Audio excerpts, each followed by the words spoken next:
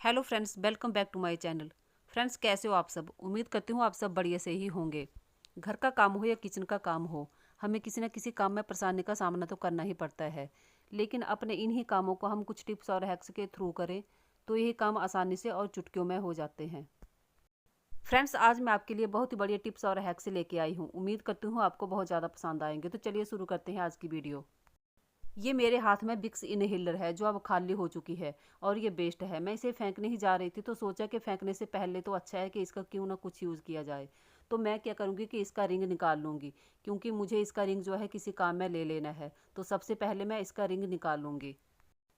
तो देखिए, मैंने छल्ला निकाल लिया है यानी कि रिंग। अब मैं इसका यूज़ कैसे करूँगी चलिए आपको बताती हूँ। ये हमारे पास इस तरह की सेफ्टी पिन है जो एक साथ में हम ऐसे इकट्ठे करके रखते हैं और फिर जब हम निकालने लगते हैं तो बहुत मुश्किल होता है। कई बार इस तरह से सेफ्टी पिन निकालते हुए हमारे हाथ में चुभ भी जाती है और फिर बहुत दर्द होता है।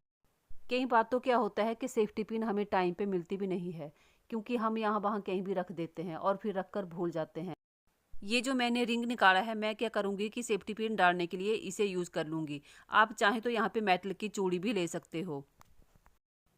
इस तरह से अगर हम अपने सेफ्टी पिन को किसी रिंग या मेटल की चूड़ी में संभाल कर यानी कि ऑर्गेनाइज करके रखेंगे तो ये गुम भी नहीं होंगी और हमें टाइम पे मिल भी जाएंगे। तो देखिए, ये रिंग जो है बहुत छोटा है लेकिन इसमें फिर भी बहुत सारी सेफ्टी पिन एक साथ आ सकते हैं। अब हमने क्या करना है कि इनको कहीं टांग कर रख देना है, जिसके कारण क्या होगा कि हमें टाइम पे ये मिल जाएगी और फिर गुम भी नहीं होंगी। तो देखिए, हमने जो सेफ्टी पिन के लिए छोटा सा ऑर्गेनाइजर बनाया वो कितना सुंदर लग रहा है। इस तरीके से आप भी विक्स इनहेलर का छल्ला जो है उसे यूज कर सकते हो। आप अपने इसमें बहुत सारी सेफ्टी पिन एक साथ रख सकते हो। उम्मीद करती हूँ आपको ये टिप्स पसंद आई होगी। चलिए देख लेते हैं अगली टिप्स क्या है। मैंने यहाँ पे प्रेशर कुकर का ढक्कन ले लिया है। हम जब भी कुकर में कुछ बनाते हैं तो होता क्या है कि इसकी रबड़ जो है या तो ये चिपचिपी हो जाती है या फिर हल्दी से पीली हो जाती है।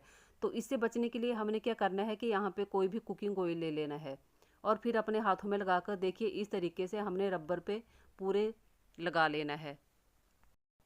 तेल लगाने से क्या होगा कि रबर जो है वो अच्छी नरम बनी रहेगी और इस पे हल्दी जो है वो बिल्कुल भी नहीं चिपकेगी और ये एकदम से साफ रहेगी। इस तरीके से आप जब भी कभी कुछ बनाने लगे तो आप क्या करें कि इस तरह से पहले थोड़ा सा तेल लगा लें और फिर रबर को अच्छे से इस तरह से लगा लें और फिर आप कुकर पे चढ़ाएं। तो इससे क्या होगा कि आपका रबर जो है वो बिल्कुल भी गंदी नहीं होगी और ना ही साइड से ढक्कन भी गंदा होगा। फ्रेंड्स, अगर आपका ढक्कन और रबड़ इस तरह से गंदी हो जाती है तो आप इस तरीके का ज़रूर यूज़ करके देखना और फिर मुझे कमेंट करके बताना कि ये टिप्स आपके काम आई या नहीं। चलिए देख लेते हैं अगली टिप्स क्या है। ये भी प्रेशर कुकर की रबड़ को ही लेकर है। कई बार क्या होता है कि रबड़ इतनी ज़्यादा ढीली हो जाती है कि हमारे पास इतना टाइम नहीं होता कि हम बाहर से जाके नई लेके आ सके। तो ऐसे में हमें क्या करना है चलिए मैं आपको बताती हूँ।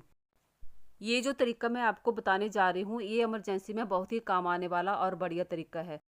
चलिए मैं बताती हूँ कि इसके लिए हमने क्या करना है। हमने अपनी रबर को फ्रीजर में डाल देना है 5 से 7 मिनट के लिए। इससे क्या होगा कि रबर जो है वो टाइट हो जाएगी और फिर जैसे ही 5 या 7 मिनट हो जाएंगे तो हमने रबर को निकाल लेना है।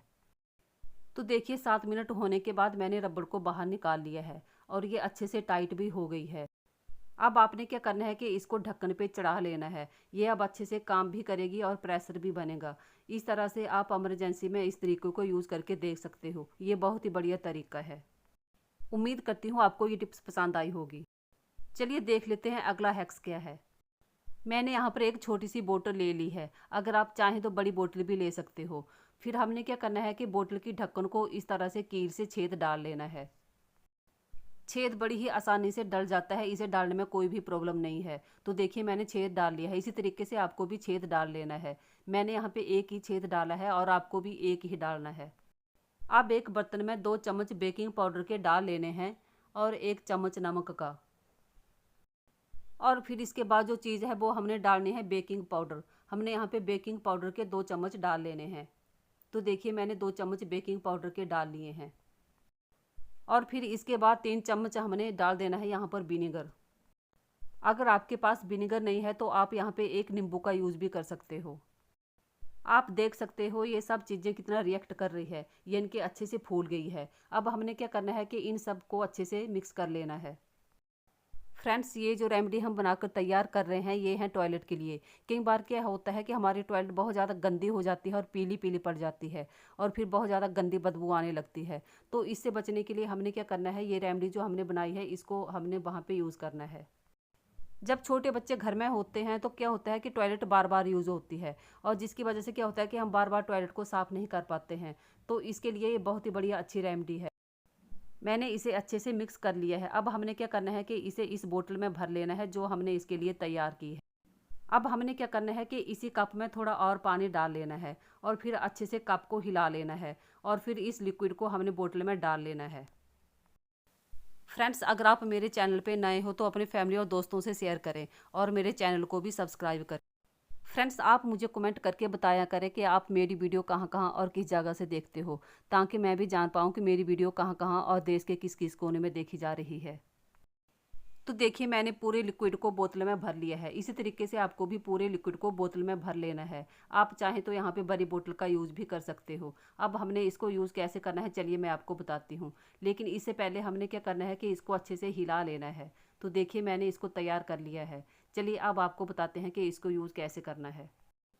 तो इसके लिए चलना पड़ेगा हमें अपने टॉयलेट की तरफ। देखिए, हमने क्या करना है कि ये जो पानी का टैंक होता है ना, हमने इसका ढक्कन खोल लेना है और फिर जो हमने लिक्विड बनाकर तैयार किया है उस बोतल को हमने इस टैंक में डाल लेना है। तो देखिए, अब हमने क्या करना है कि अपने लिक्विड की बोतल को इसमें इस तरीके से डाल लेना है और फिर टैंक के ढक्कन को बंद कर देना है।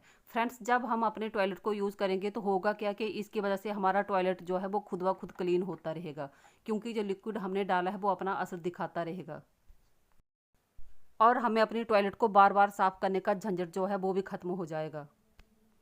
जो टॉयलेट से गंदी स्मेल आती है वो आना बिल्कुल बंद हो जाएगी। फ्रेंड्स, आप इस तरीके को ज़रूर यूज़ करके देखना। अगर आपको मेरी वीडियो थोड़ी भी पसंद आई हो तो कमेंट करके ज़रूर बताएं।